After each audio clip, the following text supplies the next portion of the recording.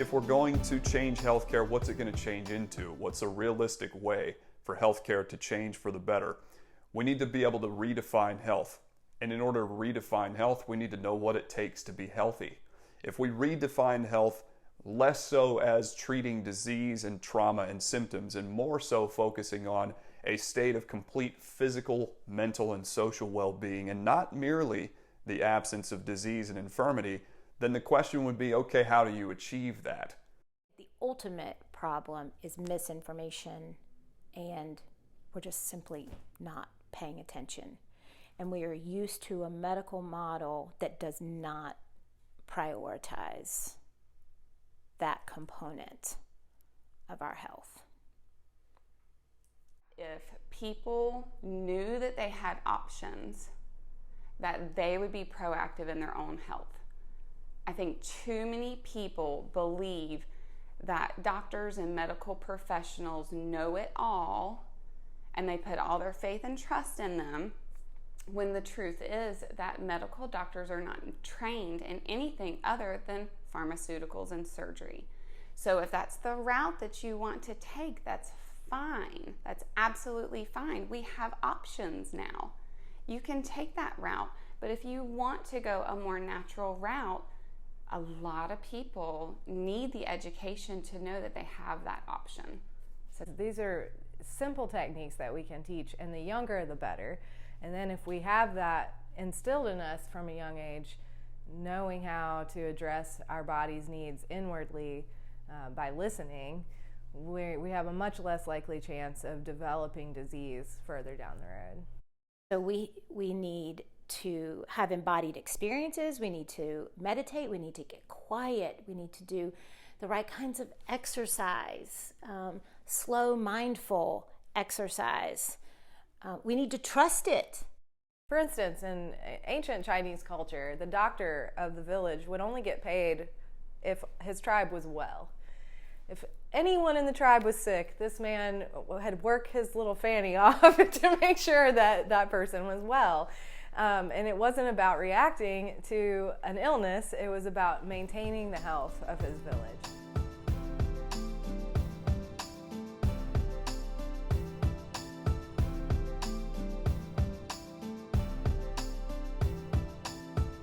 If we are to understand where we need to go, then I think first we need to understand the way things are.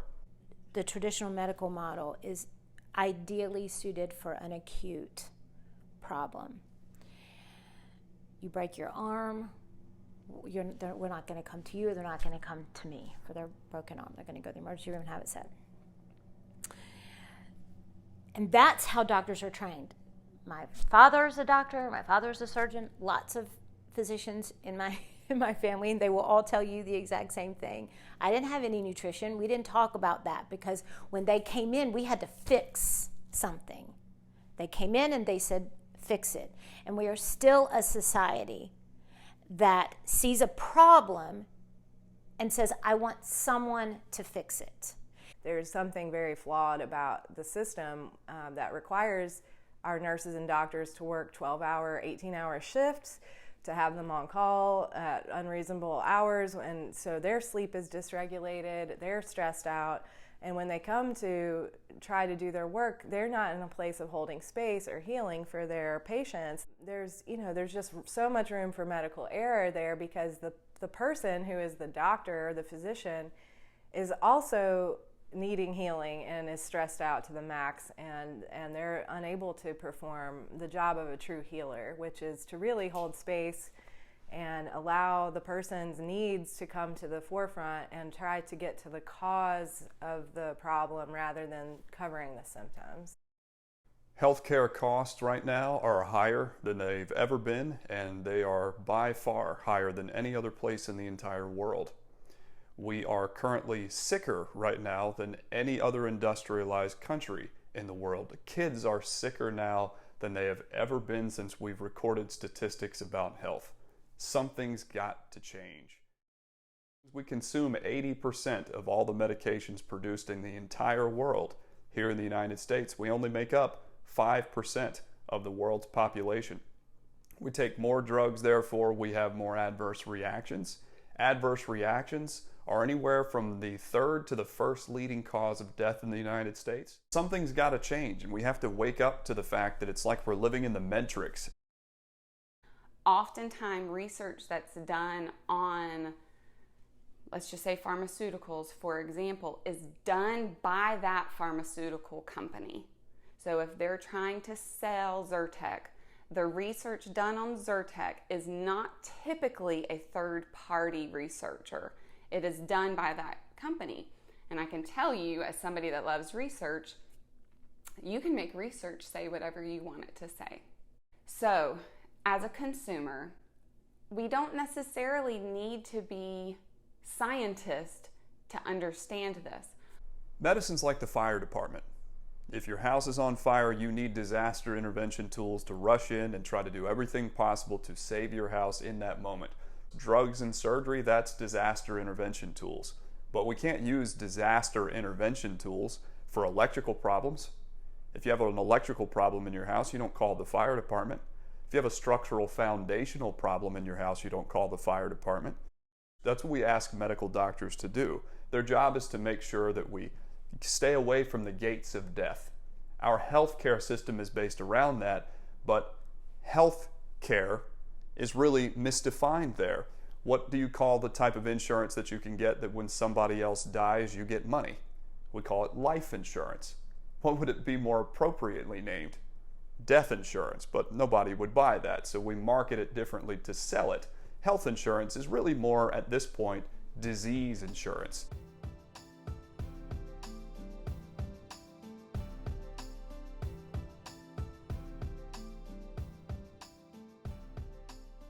What we need to do is take the time to see what we're actually eating, what we're actually putting in our bodies. Our bodies are perfectly and wonderfully made. We are designed to heal. We should be able to have an insult done to our body, have that inflammatory response, and heal from it. Chronic disease is not something that we should be carrying, but these choices that we're putting inside our bodies are causing long-term health damage to our cells. It's these little choices that we make that determine our long-term health. We also have to take into account that when symptoms happen, that's our body's way of communicating with us to the fact that there's a problem. It's like when the smoke detector goes on in your house. If it comes on, we're taught to go investigate the source of the problem that led to it.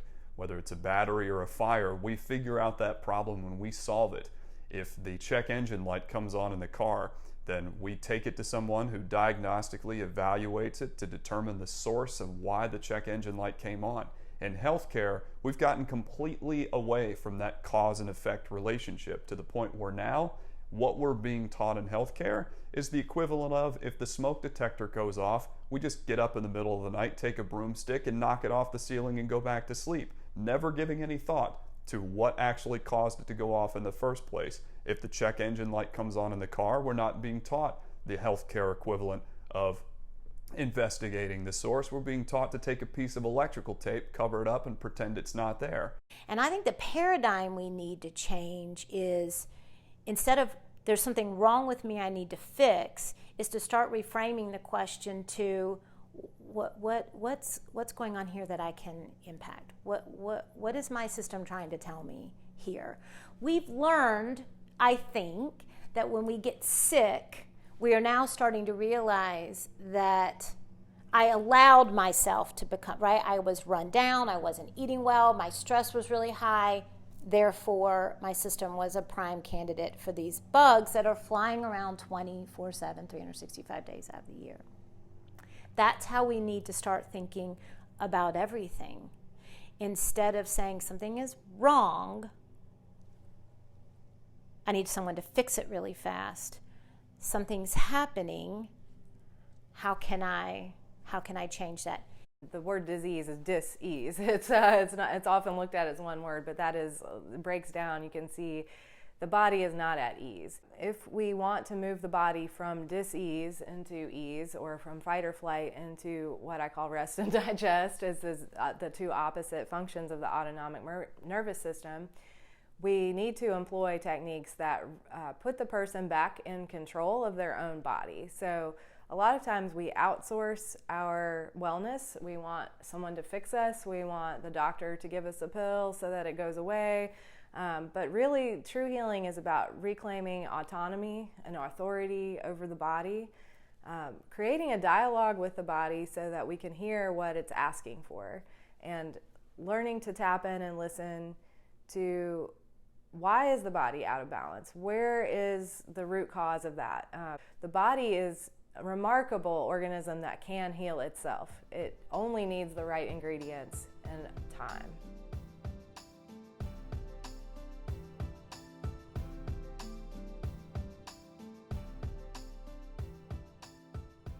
Function is something that we take for granted.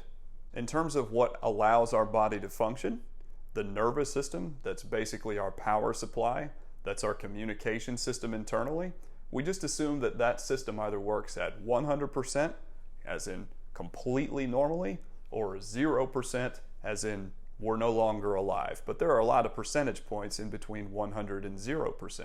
The hub of the nervous system is called the brainstem. The brainstem is like a cell tower in a phone network, routing the communication between your brain and your heart, your lungs, your digestive and immune systems, all of the muscles of the body. It is heavily influential in how well the body functions because it's the hub of the system. You could look at it also like a switchboard operator between the brain and the rest of the body. But it sits in a delicate area structurally. The brainstem is located right at the area where the head and the neck join together. So trauma, particularly trauma that occurs at an earlier age before your body fully develops, which is about 18 years old, has a tendency to affect that part of the body more than any other. If you imagine taking two water bottles and matching up their openings perfectly, then even if they were full of water, you could move them every which way and you wouldn't expect to spill anything. If you moved one underneath the other by a mere couple of millimeters, then you'd make a big mess. And unfortunately, when trauma occurs earlier on in life, that's often what happens to the head and neck relationship, be it the pulling and tugging and twisting that's done during the birthing process, learning to walk, and the thousands of falls that occur between the ages of 1 and 5 as we gain some semblance of stability when we move and run, to sports injuries later on, to car accidents, falling down the stairs, etc., that occurs often later on in life. In my profession, we refer to that condition as a brainstem subluxation.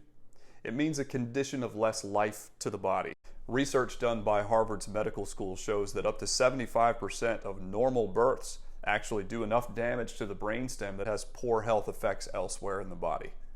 By age 18, through all the various traumas that we incur during youth, that percentage jumps to 85% of us having an issue in the upper neck to the point that the brainstem becomes compromised. By the time we hit 40 years old, that percentage jumps to 95%. So we're talking about one of the more common issues affecting health on the planet, that it's kind of the best kept secret in healthcare that you can actually do something about that.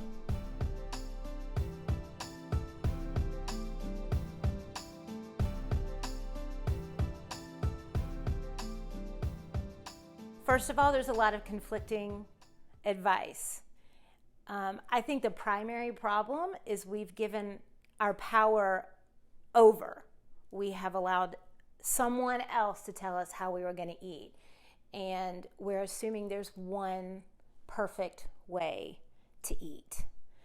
And there's not a perfect way to eat. What we seem to have lost touch with, though, even more than that, I feel, is just how we use food to communicate with our bodies, how we use food to change our mood, how we use food to change our energy level. We do a lot of it subconsciously and not in the right way. So we're feeling tired in the afternoon, and the easy thing is to go get a soda or a candy bar. We know that we can change how we feel with that food. We know that we're going to get some energy from that. And we're looking for an immediate gratification. Now, an apple will do the exact same thing. People who are just blindly going along and they're 40 years old and they get sick for the first time and they've never even thought about how they eat and how it impacts them, are not then going to think about how they eat unless they get really sick and they end up outside of the medical model. First thing we have to do is figure out what foods we're eating on a regular basis that are feeding a fire. When we have a forest fire, there is fuel that feeds a fire. And we cannot do any constructive replanting. We can't even get the fire to go out until we get rid of the fuel source. We get rid of the fuel source, the fire goes out. Then, and only then, once this things settle, in this case it's the system, can we go in and start replanting. Without a medical reason, we like the diet to be extensive. We need to get a variety of nutrients all the time. And initially, how do we vary it in a way that's really easy? Because now we're in a schedule and we have kids to get to school, or we have jobs to go to, or we work 12-hour shifts, or whatever the issues are in our day. The more consistent you are, the stricter you are out of the gate, the faster we put that fire out, the faster you will heal.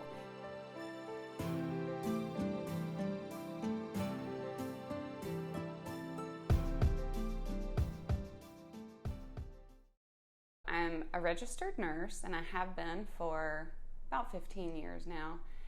And I was only trained in pharmaceuticals. We were only taught modern medicine, what we consider today to be modern medicine, which is basically pharmaceuticals and surgery. And when I learned that there was a natural option for healthcare, it blew my mind. And honestly, 15 years ago, I would not have received it. I would have thought it was kooky and weird, but I had small children at the time and I needed safer options for my family. So as I did my own research as a mom, I was blown away that there are actually options for healthcare beyond pharmaceuticals and surgery. Somebody told me about essential oils, and I thought, well, I'm open to hearing about that. I had already kind of pulled away from using pharmaceuticals on my children. My oldest daughter did have a very severe reaction to a vaccine to where I had to do CPR on her. So I had already begun guarding my children from pharmaceuticals. So I was very open to a plant-based medicine. After 6 months, I actually ended up throwing away every single pharmaceutical that was in our home. So essential oils work on the cellular level, where a lot of pharmaceuticals can't get past that cellular membrane. They're not synthetic. So synthetic is going to build up over time. And that is why you can have the liver damage and the kidney damage with those filtering organs. So because they're plant-based, they do get utilized very quickly by our cells. Peppermint essential oil, for example, gets used up in 120 minutes. So we can take peppermint and 2 hours later, it's already being excreted from our body. So when you have something acute that comes up, like a headache, you can try peppermint essential oil on the back of your neck or on your temples. You can try frankincense, put a little on your thumb and apply it to your soft palate, like that for 30 seconds. There are things you can do in home. If you have like a respiratory issue, an acute respiratory issue that has arisen, you can apply Breathe to your chest. I have seen it work so many times when children especially overexert themselves, when they already have underlying lung issues. Just apply a little bit of Breathe to their chest and it calms that active breathing pattern when they're distressed like that.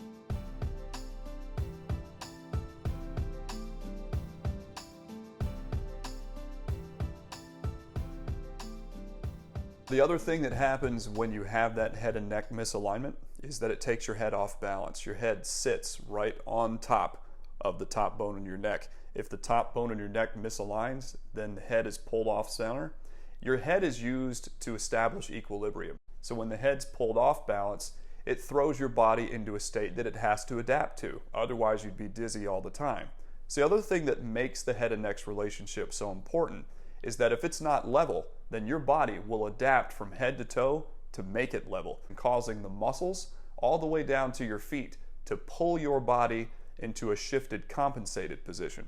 So it leaves you often with one shoulder that pulls higher than the other, one hip that draws up higher than the other, one leg pulling shorter than the other, and you lean on the short leg like a kickstand on a bike. But it also is your body's structural foundation. And structural foundational balance is what allows us to maintain, and in many cases regain and then maintain, structural stability. A lot of people understand massage therapy as a feel-good technique that helps people relax. Ultimately, massage therapy, which has many various styles and varieties, and for every practitioner a different technique, all of which are really on a deeper level promoting overall well-being, not just from the standpoint of feeling good in the moment, but there's a cause and effect that happens when you're getting good body work. A lot of that has to do with increased circulation, obviously just moving the tissue and getting stagnant areas unstuck. What I particularly like to work with is the fascial system of the body. So this is where our connective tissue sometimes binds to around the joints, or in certain places where we've had scar tissue. So specifically with myofascial release, we can see great change in the structural patterns of the body, so that holding patterns and stuck tension are released.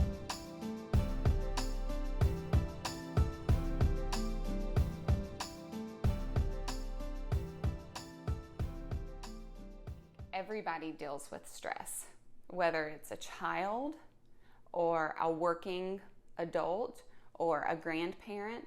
Everybody deals with stress. It's how we handle stress that makes the difference. What you think about, you bring about. Your attitude's hugely influential in how well you're able to manage the stress of your lives. Life is 10% about what happens to us and 90% how we actually respond to it. So stress management skills are a must. My main goal in my practice is to teach them how to pay attention to the signals that their body is already sending them, and then respond in a way that feels good to them from a place of power instead of from a place of fear, and to respond instead of react to how our body is feeling. This takes time and practice. What stress does to the body internally is, because of the fight or flight response, is it causes certain systems to be emphasized over others. So when you're in a fight or flight response, then your heart, your lungs, your muscle action, all of that increases, while your digestion, your immune response, and things of that nature are de-emphasized. They're going through just a series of stressful responses all day long. My job as a body worker and as a healer is to help those people come to a place where they can actually release all of that daily tension, focus inward, and especially focusing on the breath and releasing the mind chatter. So I do a lot of work with breath work and meditation, also to help people calm and center their mind. But the body work itself puts people in a state of rest and digest. So we're basically taking the autonomic nervous system from adrenal overload and fight or flight response, where everything is a drama and everything is stressful, to coming back down a little bit. So I personally use several essential oils daily in a proactive manner. Balance is one that I use every day. I find that I respond better to stress than reacting to stress. And I love it when I feel that way, especially when I'm around my children. Serenity Essential Oil is a very calming oil. It's one that you can use for sleep at night, or you can use it for stress management. Another personal favorite that I have is Peace, and it does just that. It helps to bring peace. So it's one that I'll diffuse regularly in my home if I want to keep the attitudes down. I always love to compare this to the story in the Bible of King Saul and King David. They were both anointed before they were given the position. So they were anointed and prepared for the position. Our response to a stressful event can happen quickly, and then we can recover quickly from that stressful response. So that's a measure of our resiliency. When we breathe deeply, 3 minutes we're doing this breathing exercise. And it's so simple that it's in usually to the count of 4 and 5. It's a comfortable breath. We're not straining. And it's out to the count of 4 or 5. They're just equal. We're not trying to do anything crazy except settle.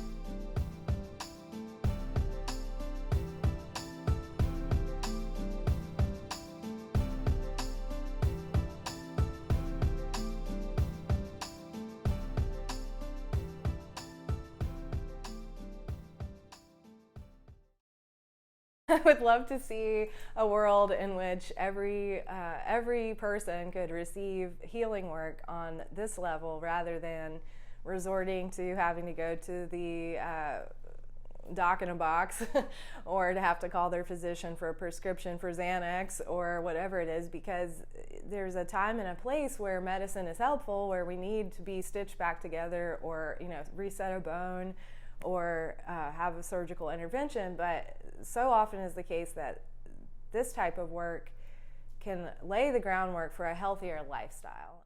One of our missions is to help further that education for these people. Most people are in this generation are already looking for something that is natural. We want to get away from Roundup Ready products, and we want to get away from pharmaceuticals that have a list this long of harmful side effects. We want to get away from that, but many people don't know that there are other options out there. If you ask somebody, what are the 4 pillars of basic math, the things that you learn first so that you can get knowledge of all the more complicated things later on, they would tell you addition, subtraction, multiplication, and division. What are the healthcare equivalents? Our healthcare equivalents, 5 broad-based categories. Nutrition and exercise are the 2 everybody knows about. Function and balance, how well the body functions, how structurally balanced it is so that it can maintain its structural integrity, are the 2 that really no one's talking about. And then the 5th and the final category is stress management, and that's the most underrated. They say that stress is the leading cause of disease. No disputing that, but we're not putting enough emphasis on how to manage it. So we have to take it back. We have to realize that we have more of an impact on our health than anybody else in the world. We live in our bodies. We know how they respond if we would just pay attention.